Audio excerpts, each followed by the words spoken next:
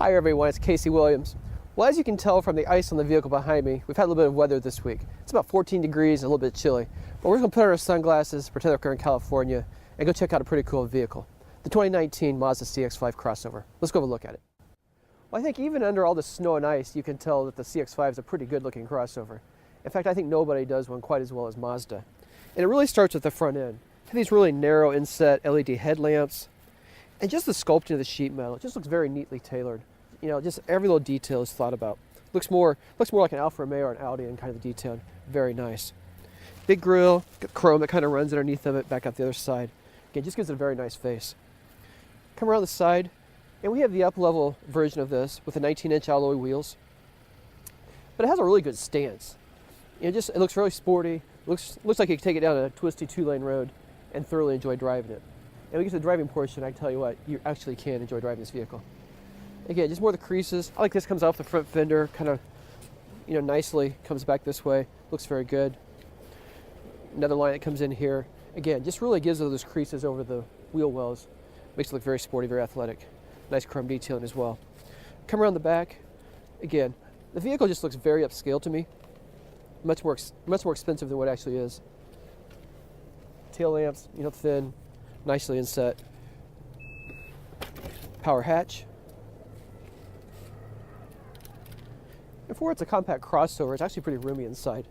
Plenty of space for luggage, back seats fold down, you get a bicycle in here if you need to. Pretty much anything you want. If somebody plopped you down inside the CX5 and covered up the logos, I think you'd be hard pressed to tell you're not inside of an Audi. It's really upscale feeling inside for a vehicle in this class. It really starts, you know, stitched on the dash, and everything's plush and padded. It feels very expensive.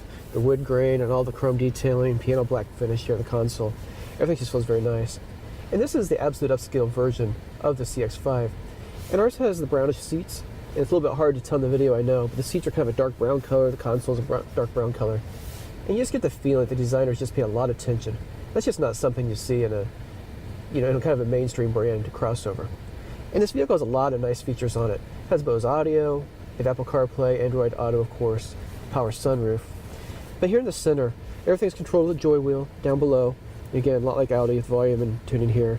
We've got navigation, satellite radio, of course, all controlled with the screen up above. Down here, we've got dual zone automatic climate control. We've got heated seats, ventilated seats, heated steering wheel. We've got heated seats in the back. And some other nice features on the car. Again, nice thick leather wrapped steering wheel. The instrument cluster. It's really one big flat screen. It looks like analog gauges, and it's all kind of divided out to look like a big speedometer and tachometer. But it's a nice big flat screen. And it's just brightly lit and just very crisp and clean. Looks very nice. This also heads-up display. Got the speedometer out there. Also navigation directions go out. All very nice. And it's loaded with safety gear. Get the forward collision mitigation system, radar guided cruise control, lane keep assist, lane departure warning, blind spot warning, rear cross path detection. Pretty much the full suite of crash avoidance technology. So all in all, a very comfortable, very safe, very nice place to be. So our CX5 again is the top level trim, which means we have the uprated engine. So it's a turbocharged 2.5 liter 4-cylinder engine, delivers 250 horsepower and 310 pound-feet of torque. So in a vehicle this size, I think that's enough. You're not going to go race sports cars, but it's plenty enough for a compact crossover. Get on the highway, and that torque's enough to kind of get you up to speed quickly and have some in reserve. This vehicle does have all-wheel drive, and it also has a sport mode, so at least it'll let you adjust the shift points and make full use of the engine that you do have. Fuel economy is not too bad, 22 miles per gallon in the city, 27 on the highway. But I think the thing that Mazda really did in this vehicle, especially compared to the first generation CX5, is the chassis. You know, the first one, it rode all right, it handled well, but if you hit some bumps, you could get some pretty hard jolts in it. This really just feels like an Audi. You know, you just rumble over the bumps, it just feels very sophisticated, you get rebound from the suspension, but it doesn't feel sloppy in any way, it just feels very precise. And clearly the engineers spent a lot of time getting this chassis right.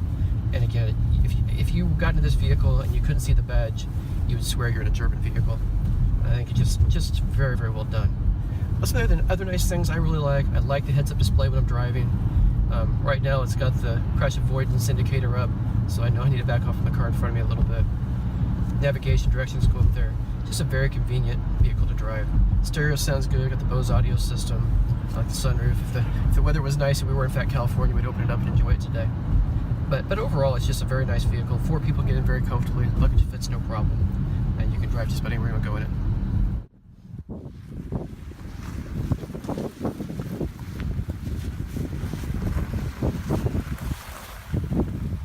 I was already a big fan of the first generation CX5, and while this one doesn't look dramatically different from the first, it is a completely different vehicle, and Mazda really stepped it up a notch with this car.